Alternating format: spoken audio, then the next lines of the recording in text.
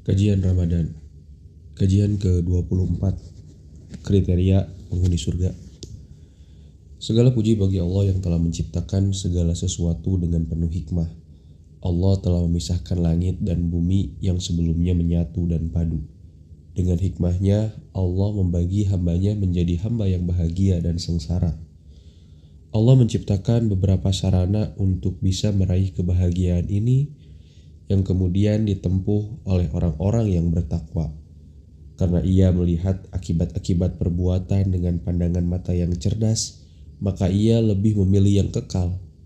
Aku akan senantiasa memuji Allah dan memanjatkan syukur kepadanya. Aku bersaksi bahwa tidak ada sembahan yang benar kecuali Allah semata. Tidak ada sekutu baginya.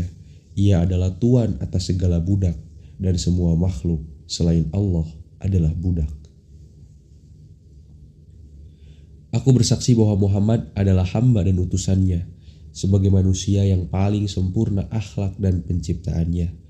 Semoga Allah senantiasa mencurahkan sholawat dan salam kepada beliau, kepada sahabat beliau Abu Bakar As-Siddiq yang mempunyai keutamaan sebagai orang-orang yang pertama-tama masuk Islam dan mengikuti beliau, kepada Umar, khalifah yang adil dalam memutuskan hukum terhadap rakyatnya, kepada Utsman yang siap menemui kematian syahidnya dan tidak mau menjaga dan menghindarkan diri darinya, kepada Ali yang menjual yang fana untuk membeli yang kekal, serta kepada seluruh keluarga dan para sahabat lainnya yang senantiasa menolong agama Allah dengan sebenar-benarnya. Saudaraku sekalian, sebelumnya kita telah membahas soal gambaran surga dengan segala kenikmatan dan kebahagiaan yang ada di dalamnya. Demi Allah, itu semua semestinya semakin mendorong orang-orang yang beramal untuk bisa meraih dan saling berlomba untuk mendapatkannya, lalu menghabiskan seluruh usianya untuk mencarinya dengan cara hidup zuhud di dunia. Jika kita bertanya tentang jalan yang akan mengantarkan ke sana, maka Allah telah menjelaskan jalan itu sebagaimana tersebut dalam wahyu yang diturunkan kepada Rasul-Nya yang paling mulia. Allah Subhanahu wa Ta'ala berfirman, "Bersegeralah kamu kepada ampunan dari Tuhanmu dan kepada surga yang luasnya seluas langit dan bumi, yang disediakan untuk orang-orang yang bertakwa, yaitu orang-orang yang menafkahkan hartanya baik di waktu lapang maupun sempit, dan orang-orang yang menahan amarahnya dan memaafkan kesalahan orang. Allah menyukai orang-orang yang berbuat kebajikan, dan juga orang-orang yang apabila mengerjakan perbuatan keji atau menganiaya diri sendiri, mereka ingat akan Allah, lalu memohon ampun terhadap dosa-dosa mereka, dan siapa lagi yang dapat mengampuni dosa selain Allah. Dan mereka tidak meneruskan perbuatan kejinya itu, sedang mereka mengetahui." Quran Surat Ali Imran ayat 133 sampai 135. Berikut ini adalah beberapa kriteria para calon penghuni surga. Pertama, muttaqin, yaitu orang-orang yang bertakwa kepada Rabb mereka dengan senantiasa melakukan penjagaan diri dari adabnya, dengan cara melaksanakan segala perintahnya dalam rangka menunaikan kepatuhan kepadanya dan mengharap pahala darinya, serta dengan cara meninggalkan segala larangannya juga demi patuh kepadanya dan takut akan siksaannya. Kedua, orang-orang yang menafkahkan hartanya baik di waktu lapang maupun sempit. Mereka adalah orang-orang yang senantiasa membelanjakan harta dalam hal yang diperintahkan oleh Allah untuk dinafkahkan sebagaimana yang dituntut dari mereka, baik berupa zakat, sedekah, maupun memberikan nafkah kepada siapa saja yang ada dan hak untuk diberi. Juga menafkahkan harta untuk kepentingan jihad dan untuk jalan kebaikan lainnya. Mereka menafkahkan atau membelanjakan itu semua dalam keadaan lapang maupun sempit. Kelonggaran yang ada pada diri mereka tidak menyebabkan mereka menjadi sangat cinta kepada harta dan rakus terhadapnya karena ingin selalu menambah. Sedangkan keadaan sempit yang mereka alami tidak juga menjadikan mereka menahan harta karena takut bila nanti membutuhkannya. Ketiga, orang-orang yang menahan amarahnya. Mereka adalah orang-orang yang bisa menahan dan mengendalikan amarahnya ketika ia hendak marah, sehingga ia tidak akan berbuat melampaui batas dan tidak pula dengki terhadap orang lain karenanya. Keempat, orang-orang yang memaafkan kesalahan orang lain. Mereka mau memberi maaf kepada orang yang berbuat zolim kepada mereka serta tidak menuntut balas, sekalipun mereka sebenarnya mampu melakukan hal itu. Apa yang disebutkan oleh Allah dalam firman-Nya, Allah menyukai orang-orang yang berbuat kebajikan, merupakan isyarat bahwa pemberian maaf yang terpuji itu adalah jika merupakan bagian dari kebajikan atau ihsan, sehingga ia sekaligus menjadi islah atau memperbaiki atau mendamaikan. Adapun pemberian maaf yang justru akan semakin menambah tindak kejahatan yang zalim itu, maka yang seperti ini tidaklah terpuji dan juga tidak mendatangkan pahala. Allah Subhanahu wa Ta'ala berfirman, barang siapa yang beri maaf dan berbuat baik, maka pahalanya menjadi tanggungan Allah. Quran Surat Asy-Syura ayat 40. Kelima, dan juga orang-orang yang apabila mengerjakan perbuatan keji atau menganiaya diri sendiri, mereka akan ingat Allah, lalu memohon ampun terhadap dosa-dosa mereka. Yang dimaksud dengan perbuatan keji adalah dosa-dosa yang termasuk dalam kategori dosa-dosa besar atau al-kabair, seperti membunuh jiwa manusia yang dilarang tanpa ada alasan yang benar, durhaka kepada kedua orang tua, makan riba, makan harta anak yatim, lari dari medan perang, berzina, mencuri, serta bentuk dosa-dosa besar lainnya. Sedangkan kezoliman atau menganiaya diri lebih bersifat umum yang mencakup dosa-dosa kecil maupun dosa-dosa besar. Jika mereka melakukan hal yang demikian, lantas mereka ingat akan keagungan zat yang ia durhakai, sehingga ia menjadi takut kepadanya, lalu mengingat akan ampunan dan rahmatnya, ia pun kemudian bergegas untuk mendapatkannya, memohon ampunan kepada Allah atas dosa-dosa yang telah mereka lakukan, serta memohon agar semuanya ditutupi oleh Allah dan tidak dijatuhi hukuman. Firman Allah yang mengatakan, dan siapa lagi yang dapat mengampuni dosa selain daripada Allah, merupakan isyarat bahwa mereka tidak akan meminta ampunan kepada selain Allah, karena tidak ada yang bisa mengampuni dosa kecuali Allah. Keenam, dan mereka tidak meneruskan perbuatan kejinya itu sedang mereka mengetahui. Maksudnya, mereka tidak terus mengerjakan dosa ketika mengetahui yang dilakukannya adalah dosa, dan juga mengetahui keagungan zat yang ia durhakai, serta mengetahui dekatnya ampunan dari Allah. Bahkan mereka akan bergegas meninggalkan perbuatan dosa itu dan bertaubat atasnya. Terus-menerus melakukan dosa akan menyebabkan dosa-dosa kecil itu menjadi dosa-dosa besar, dan akan terus membawa pelakunya kepada tingkatan yang semakin berbahaya dan sulit. Sesungguhnya telah beruntung orang-orang yang beriman, yaitu orang-orang yang khusyuk dalam sholatnya, dan orang-orang yang menjauhkan diri dari perbuatan atau perkataan yang tiada berguna, dan orang-orang yang menunaikan zakat, dan orang-orang yang menjaga kemaluannya, kecuali terhadap istri-istri mereka atau budak yang mereka miliki, maka sesungguhnya mereka dalam hal ini tiada tercela.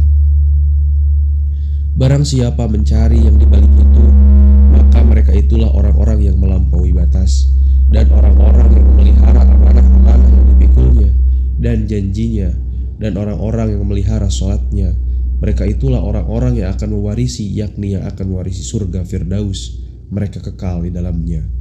Quran Surat Al-Mu'minun ayat 1-11. Ayat-ayat yang mulia ini menggambarkan tentang sejumlah sifat dan kriteria penghuni surga. Pertama, orang-orang yang beriman atau Al-Mu'minun, yaitu orang-orang yang beriman kepada Allah dan beriman kepada segala yang wajib diimani, beriman kepada para malaikatnya, kepada kitab-kitabnya, kepada para rasulnya, kepada hari akhir, dan kepada takdir yang baik maupun yang buruk. Mereka beriman kepada itu semua dengan keimanan yang berisi konsekuensi menerima secara utuh, serta tunduk dan patuh dengan perkataan maupun perbuatan. Kedua, orang yang khusyuk dalam sholatnya, yaitu mereka yang mengerjakan sholat disertai dengan kehadiran hati dan ketenangan anggota badan. Mereka merasakan bahwa dalam mengerjakan sholat itu ia sedang ada di hadapan Allah Azza wa Jal, di mana mereka berkomunikasi dengan Allah melalui firman-firman-Nya yang dibacanya, mendekatkan diri taqarrub kepadanya dengan zikir mengingatnya, dan bermunajat kepadanya dengan memanjatkan doa. Mereka mengerjakan itu semua dengan kekhusyuan lahir dan batin. Ketiga, orang-orang yang menjauhkan diri dari perbuatan dan perkataan yang tiada berguna. Yang dinamakan yang tiada berguna atau al-laghu adalah segala sesuatu yang tidak membawa faedah dan tidak mengandung kebaikan, baik berupa perkataan maupun perbuatan. Mereka itu berpaling darinya disebabkan karena keteguhan hasrat mereka, sehingga mereka tidak mau menggunakan waktu-waktunya yang berharga kecuali yang mengandung faedah. Sebagaimana halnya mereka senantiasa menjaga sholat dengan cara mengerjakannya secara khusyuk, maka mereka pun selalu menjaga waktu-waktu mereka agar tidak berlalu secara sia-sia. Jika di antara sifat mereka adalah berpaling dari segala yang tiada berguna, maka sudah tentu mereka akan berpaling dari setiap yang merugikan. Keempat, orang-orang yang menunaikan zakat. Yang dimaksud dengan zakat di sini adalah bagian dari harta yang harus dikeluarkan zakatnya, dan juga berarti segala sesuatu yang bisa menyucikan jiwa mereka, yang berupa perkataan maupun perbuatan. Salah satu arti zakat itu sendiri adalah menyucikan. Kelima, orang-orang yang menjaga kemaluannya, kecuali terhadap istri-istri mereka atau budak yang mereka miliki, maka sesungguhnya mereka dalam hal ini tiada tercela. Mereka senantiasa menjaga kemaluan dari berbuat zina dan liwat atau homoseksual, karena keduanya merupakan bentuk kemaksiatan kepada Allah serta merupakan kemerosotan moral dan sosial. Boleh jadi yang dimaksud dengan memelihara kemaluan itu bersifat lebih umum lagi dari hal itu, termasuk diantaranya menjaga pandangan dan sentuhan. Firman Allah yang menyatakan, maka sesungguhnya mereka dalam hal ini tidak tercela, berisi isyarat bahwa pada asalnya manusia itu dicela bila melakukan hal ini, kecuali kepada istri dan budak perempuan yang dimilikinya. Sebab hal itu dilakukan karena adanya kebutuhan untuk menyalurkan kebutuhan biologis manusia, untuk menghasilkan keturunan serta kemaslahatan-kemaslahatan lain. Keumuman makna dari firman Allah Subhanahu wa taala, barang siapa mencari yang dibalik itu, maka mereka itulah orang-orang yang melampaui batas, menjadi dalil atas keharaman istimna, yakni masturbasi atau unani, karena perbuatan itu dilakukan tidak pada istri maupun budak-budak perempuan.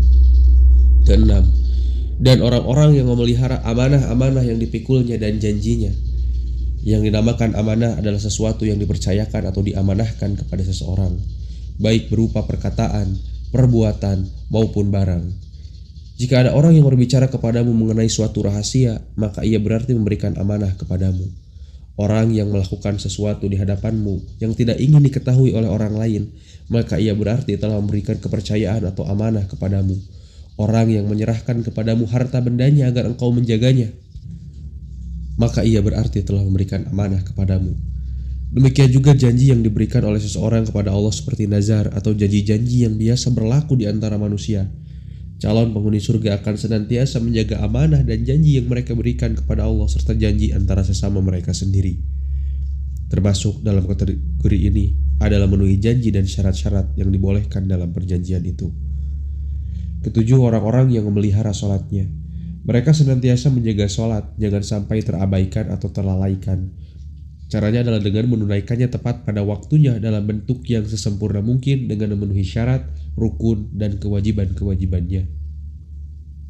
Allah Subhanahu wa taala menyebutkan sekian banyak sifat dan kriteria di dalam Al-Qur'an mengenai para calon penghuni surga selain yang telah kami sebutkan di atas. Allah Subhanahu wa taala menyebutkan hal itu agar orang yang ingin meraihnya mau menjadikannya sebagai sifat dan kriteria yang ada di dalam dirinya. Dalam hadis yang berasal dari Rasulullah SAW juga banyak disebutkan tentang kriteria-kriteria itu. Diriwayatkan dari Abu Hurairah radhiyallahu anhu bahwa Nabi SAW bersabda, siapa yang menempuh jalan untuk mencari ilmu, maka Allah akan memudahkan baginya jalan menuju surga karenanya. Hadis riwayat Muslim. Imam Muslim juga meriwayatkan bahwa Nabi SAW bersabda, maukah kalian aku tunjukkan kepadamu sesuatu yang dengannya Allah akan menghapuskan dosa-dosa dan mengangkat beberapa derajat? Para sahabat radhiyallahu anhu menjawab, sudah tentu ya Rasulullah. Beliau SAW kemudian bersabda, yaitu menyempurnakan wudhu sekalipun memberatkan, banyak melangkahkan kaki ke masjid, dan menunggu sholat setelah mengerjakan sholat. Dalam riwayat Muslim lainnya disebutkan hadis dari Umar bin Khattab radhiyallahu anhu bahwa Nabi SAW bersabda, tidaklah salah seorang dari kalian berwudu lalu menyempurnakan wudunya, kemudian mengucapkan asyhadu an la ilaha illallah wahdahu la syarikalah wa asyhadu anna Muhammadan abduhu wa rasuluh, melainkan dibukakan baginya pintu-pintu surga yang 8 jumlahnya, dan ia bisa memasukinya dari pintu mana saja ia suka. Dari Umar bin Khattab radhiyallahu anhu diriwayatkan pula sebuah hadis yang menyatakan bahwa siapa yang mengikuti seruan yang dikumandangkan oleh muazin secara tulus dari hatinya, maka ia akan masuk surga. Hadis riwayat Muslim. Diriwayatkan dari Utsman bin Affan radhiyallahu anhu bahwa Nabi Shallallahu alaihi wasallam bersabda, siapa yang membangun masjid semata demi mencari keridhaan Allah, maka Allah akan bangunkan untuknya sebuah rumah di dalam surga. Muttafaq alaih. Dari Ubadah bin Samit radhiyallahu anhu bahwa Nabi Shallallahu alaihi wasallam bersabda, ada 5 sholat yang telah diwajibkan oleh Allah atas para hamba. Barang siapa yang melaksanakannya dan tidak menyia-nyiakannya sedikit pun karena meremehkan haknya, maka ia dijanjikan oleh Allah untuk dimasukkan ke dalam surga. Hadis riwayat Imam Ahmad, Abu Dawud, dan An-Nasai. Diriwayatkan dari Sauban radhiyallahu anhu bahwa ia pernah bertanya kepada Nabi Shallallahu alaihi wasallam mengenai amalan yang menyebabkannya bisa masuk surga. Nabi Shallallahu alaihi wasallam kemudian bersabda, kau harus memperbanyak sujud, sebab engkau tidaklah bersujud kepada Allah sekali sujud saja, melainkan Allah akan mengangkatmu 1 derajat dan menghapuskan darimu 1 kesalahan dengannya. Hadis riwayat Muslim. Diriwayatkan Ummu Habibah radhiyallahu anhu bahwa Nabi Shallallahu alaihi wasallam bersabda, tidaklah seorang hamba muslim mengerjakan sholat karena Allah subhanahu wa ta'ala di setiap harinya 12 rakaat dalam bentuk sholat sunnah dan bukan sholat fardu, melainkan Allah akan membangunkan untuknya sebuah rumah di dalam surga. Hadis riwayat Muslim. Sholat sunnah yang dimaksudkan adalah 4 rakaat sebelum zuhur dan 2 rakaat sesudahnya, 2 rakaat sesudah maghrib, 2 rakaat sesudah sholat isya, dan 2 rakaat sebelum sholat subuh. Diriwayatkan dari Muaz bin Jabal radhiyallahu anhu bahwa ia pernah berkata kepada Rasulullah Shallallahu alaihi wasallam, beritahukanlah kepadaku tentang suatu amalan yang bisa menjadikanku masuk surga dan menjauhkanku dari neraka. Beliau Shallallahu alaihi wasallam lantas bersabda, sungguh engkau telah menanyakan sesuatu yang agung, akan tetapi hal itu sangatlah mudah bagi siapa saja yang diberi kemudahan oleh Allah, yaitu beribadahlah kepada Allah dan janganlah menyekutukannya dengan sesuatu. Tegakkan sholat, tunaikan zakat, berpuasa Ramadan, dan laksanakan ibadah haji ke Baitullah. Hadis riwayat Ahmad dan At-Tirmizi serta disahihkan olehnya. Diriwayatkan dari Sahal bin Sa'an radhiyallahu anhu bahwa Nabi Shallallahu alaihi wasallam bersabda, sesungguhnya di dalam surga itu ada sebuah pintu yang dinamakan Royan, yang pada hari kiamat nanti dimasuki oleh orang-orang yang melakukan puasa. Tidak ada seorang pun yang masuk melalui pintu itu selain mereka. Muttafaq alaih. Diriwayatkan dari Abu Hurairah radhiyallahu anhu bahwa Nabi Shallallahu alaihi wasallam bersabda, satu umroh ke umroh berikutnya akan menghapus dosa-dosa yang dilakukan pada jarak waktu antara keduanya, sedangkan haji mabrur itu tidak ada balasannya kecuali surga. Muttafaq alaih. Diriwayatkan dari Jabir radhiyallahu anhu bahwa ia berkata, Nabi Shallallahu alaihi wasallam bersabda, siapa yang mempunyai 3 anak perempuan yang ia lindungi, ia sayangi, dan ia pelihara, maka ia sudah tentu akan masuk surga. Ditanyakanlah kepada beliau Shallallahu alaihi wasallam, ya Rasulullah, jika hanya 2 anak perempuan? Beliau Shallallahu alaihi wasallam bersabda, sekalipun hanya 2. Jabir berkata, maka sebagian sahabat memandang bahwa kalau ada yang mengatakan walau hanya 1, maka tentu beliau Shallallahu alaihi wasallam juga akan menjawab sekalipun hanya 1. Hadis riwayat Ahmad. Diriwayatkan dari Abu Hurairah radhiyallahu anhu bahwa Nabi Shallallahu alaihi wasallam pernah ditanya mengenai amalan yang paling banyak menyebabkan seseorang itu masuk surga. Lalu beliau Shallallahu alaihi wasallam bersabda, bertakwa kepada Allah dan berakhlak baik. Hadis riwayat At-Tirmizi dan Ibnu Hibban dalam sahihnya. Diriwayatkan dari Iyad bin Himar Al-Mujashi'i radhiyallahu anhu bahwa Nabi Shallallahu alaihi wasallam bersabda, para penghuni surga itu ada 3 macam. Pertama, penguasa yang adil, murah hati, dan suka mendamaikan. Kedua, orang yang penyayang dan lentur hatinya kepada setiap kerabat. Dan ketiga, seorang muslim yang suci dan selalu menjaga kesucian dan mempunyai tanggungan keluarga. Hadis riwayat Muslim dalam sebuah hadis yang panjang. Demikianlah sejumlah hadis yang menjelaskan sekian banyak amalan di antara amalan-amalan penghuni surga bagi siapa saja yang ingin sampai ke sana. Kita memohon kepada Allah agar berkenan memudahkan kita semua untuk menempuhnya dan agar meneguhkan kita di atas jalan ini. Sesungguhnya Allah Maha Pemurah. Semoga Allah senantiasa mencurahkan sholawat dan salam kepada Nabi Muhammad serta kepada keluarga dan para sahabat beliau seluruhnya.